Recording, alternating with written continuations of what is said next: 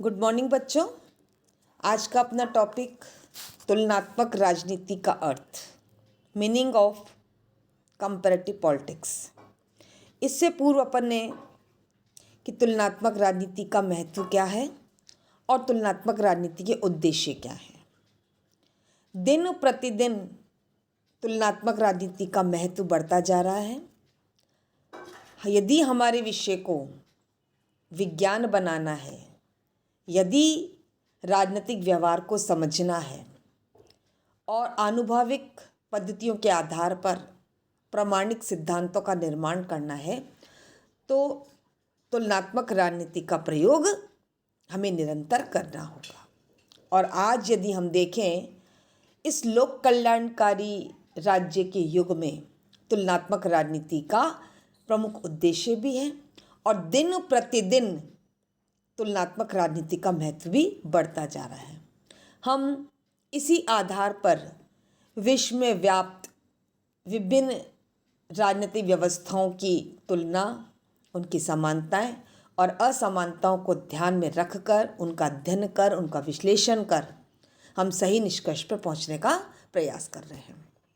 इसलिए तुलनात्मक राजनीति का महत्व दिन प्रतिदिन बढ़ता हुआ दिखाई दे रहा है। आज तुलनात्मक राजनीति का अर्थ क्या है, तो इस अर्थ को देखने से पहले हमें तुलनात्मक सरकार को देखना होगा। यानी हमारे सामने दो शब्द हैं, एक तुलनात्मक राजनीति और एक तुलनात्मक सरकार। इन दोनों में अंतर देखना बहुत अधिक आवश्यक है, क्योंकि सामान्यतः तुलनात्मक राजनीति को तुलनात्मक सरकार और तुलनात्मक शासन का पर्याय समझ लिया जाता है। ये दोनों एक ही चीज़ है। तुलनात्मक राजनीति कह लीजिए, तुलनात्मक सरकार कह लीजिए या तुलनात्मक शासन कह लीजिए, इनमें कोई अंतर नहीं है, क्योंकि इन सभी का संबंध, इन दोनों का संबंध, तुलनात्मक सरकार और तुलनात्मक राजनीति का संबंध राजनीति से है। लेकिन हमारे विषय राजनीति विज्ञान में इन दोनों का एक सुनिश्चित अर्थ स्पष्ट किया गया है। जी.के. रॉबर्टसन ने comparative politics today government and opposition में तुलनात्मक सरकार और तुलनात्मक राजनीति को अलग माना है कि दोनों चीज़ें अलग अलग हैं। अब वो कह रहे तुलनात्मक सरकार क्या है। तुलनात्मक सरकार राज्यों की संस्थाओं और सरकार के कार्यों का अध्ययन है। क्या है तुलनात्मक सरकार? राज्य का अध्ययन करना, उसकी संस्थाओं का अध्ययन करना और सरकार के कार्यों का अध्ययन करना, जिसमें शायद राज्य क्रिया से अत्यधिक निकट का संबंध रखने वाले पूरक समूह, जिसमें राजनीतिक दल और दबाव समूह का भी अध्ययन शामिल है। तो तुलनात्मक सरकार जी.के. रॉबर्टसन के अनुसार क्या है? राज्यों का अध्ययन, संस्थाओं का अध्ययन, सरकार के कार्यों का अध्ययन और राजनीतिक दल और दबाव समूह का अध्ययन तुलनात्मक सरकार में शामिल किया जाता है। जीन बॉन्डिले ने अपनी पुस्तक an introduction to comparative government में तुलनात्मक सरकार को समकालीन विश्व में राष्ट्रीय सरकारों के प्रतिमानों के अध्ययन के रूप में देखा है कि जो कंटेम्प्रेरी विश्व है, जो वर्ल्ड है, उसमें जो नेशनल गवर्नमेंट है, राष्ट्रीय सरकार है, उनके हम प्रतिमानों का मॉडल का अध्ययन करेंगे। तुलनात्मक सरकार है कि इंडिया में सरकार कौन सी है, अमेरिका में कौन सी है, तो इन मॉडल का अध्ययन करेंगे तो वो तुलनात्मक सरकार है। तो इस प्रकार यदि हम इन दोनों परिभाषाओं को देखें तो स्पष्ट होता है कि इसमें राज्य से संबंधित औपचारिक संस्थाओं का ही मुख्यतः तुलनात्मक अध्ययन किया जाता है। क्या है तुलनात्मक सरकार? राज्य से संबंधित औपचारिक संस्थाओं का ही इसमें तुलनात्मक अध्ययन किया जाता है। ये है तुलनात्मक सरकार। यानी तुलनात्मक सरकार का संबंध केवल राज्य के औपचारिक संस्थाओं के तुलनात्मक अध्ययन से लिया जाता है। अब तुलनात्मक राजनीति को देखें। तुलनात्मक राजनीति का संबंध राजनीतिक व्यवहार की संपूर्णता, सब कुछ संपूर्णता शब्द लिया हमने, राजनीतिक व्यवहार की संपूर्णता के अध्ययन शामिल है। अब इस संपूर्णता में क्या क्या चीज़ें शामिल हैं? इसमें सरकारों, राजकीय संस्थाओं का तुलनात्मक अध्ययन तो है ही, क्योंकि राजनीतिक व्यवहार, राजनीतिक संस्थाएं और सरकारी संस्थाओं के इर्द गिर्द ये सब अध्ययन घूमता है।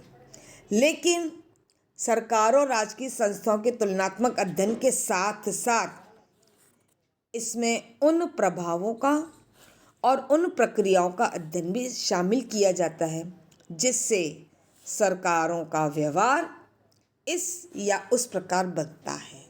यानी हम औपचारिकता के साथ साथ हम प्रभावों को और प्रक्रियाओं के अध्ययन को भी तुलनात्मक राजनीति में शामिल कर रहे हैं। तो मोटा मोटा अंतर क्या हो गया?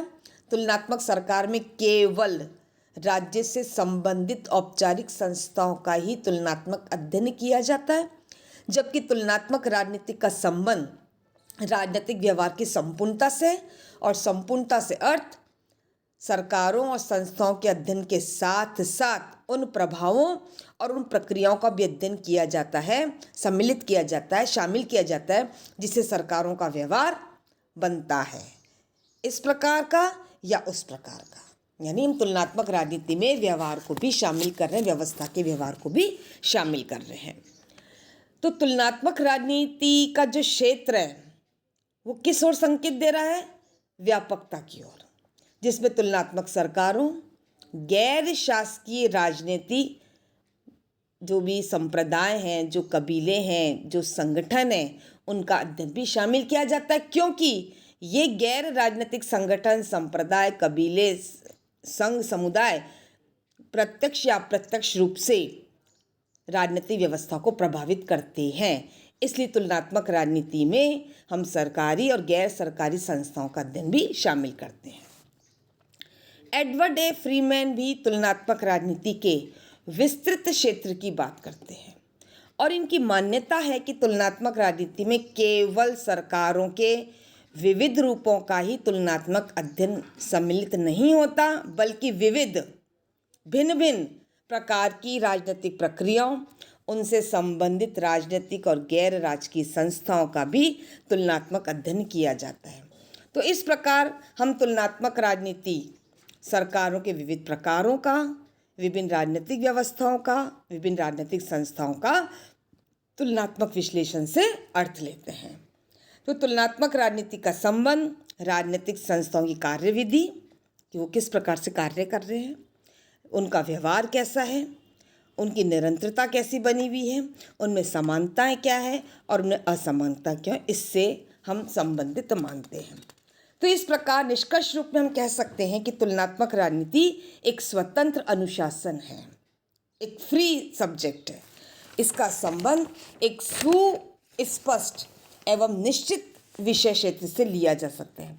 इसकी अपनी अध्ययन संबंधी स्वविकसित पद्धतियां हैं और प्रवृत्तियां हैं। तो तुलनात्मक राजनीति का अर्थ क्या हुआ?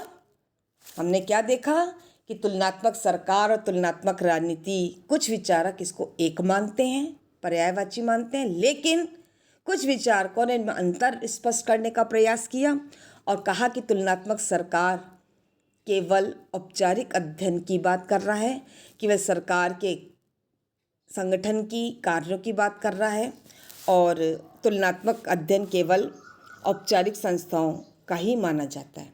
लेकिन तुलनात्मक राजनीति इससे आगे है। तुलनात्मक राजनीति एक व्यापक क्षेत्र की ओर संकेत करती है, जिसमें तुलनात्मक सरकार के साथ साथ गैर शासकीय राजनीतिक संस्थाओं का, संगठनों का अध्ययन भी शामिल है। अर्थात तुलनात्मक राजनीति का अर्थ राजनीतिक व्यवहार की संपूर्णता से लिया जाता है। संपूर्णता से मतलब सरकार, संस्थाएं के साथ साथ व्यवस्थाओं के प्रभावों, प्रक्रियाओं का, संस्थाओं की कार्यविधि का, राजनीतिक व्यवहार का, उसमें निरंतरताओं का, उसमें समानताओं का और उसमें असमानताओं के अध्ययन से अर्थ लिया जाता है। तो इस प्रकार तुलनात्मक राजनीति आज एक स्वतंत्र अनुशासन के रूप में हमारे सामने प्रस्तुत हुई है। इसका एक सुस्पष्ट और एक निश्चित विषय क्षेत्र है। इसकी अपने अध्ययन की एक स्वविकसित पद्धतियाँ हैं स्वविकसित प्रविधियां हैं और दिन प्रतिदिन तुलनात्मक राजनीति का क्षेत्र बढ़ता हुआ नजर आ रहा है। जब तुलनात्मक राजनीति का क्षेत्र बढ़ता हुआ नजर आ रहा है तो इसकी इम्पोर्टेंस भी निरंतर बढ़ रही है। इसके बहुत अधिक आगे उद्देश्य हमें स्पष्ट होते हुए दिखाई दे रहे हैं। धन्यवाद।